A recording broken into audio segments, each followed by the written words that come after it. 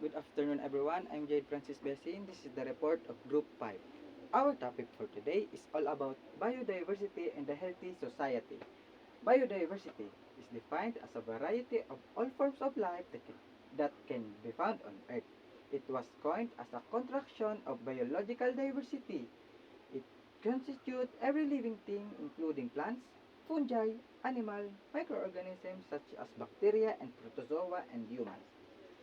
Biodiversity is comprised of several levels. It ranges from genes to individual species and the different organisms found within the specified geographic region and the different ecosystems on the planet, such as desert, rainforest, aquatic, and coral reefs.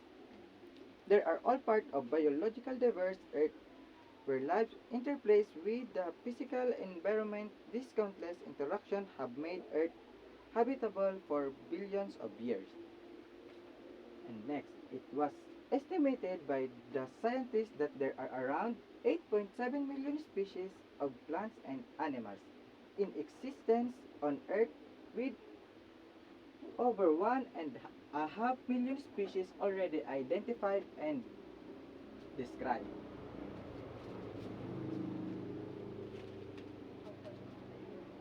Fishes are the most numbered vertebrate animal, while insects are the most numbered invertebrate animal found on Earth. A Agiospermae, or flowering plant, donated the plant species. And next, some areas in the world have more biodiversity than others. Areas with extremely high levels of biodiversity and at endangered of threatened status are called hotspots.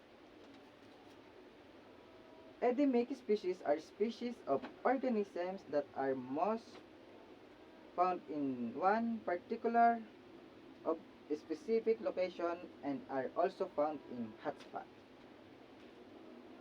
And next, it is a fact that biodiversity enhances ecosystem productivity. Each species present in a community, no matter how small, have an important role to play. Almost all cultures have some way recognized the importance of nature and its biological diversity, have upon them the need to maintain it. And so while we donate this planet, we still need to preserve the diversity in wildlife. At yun lamang po at maraming salamat.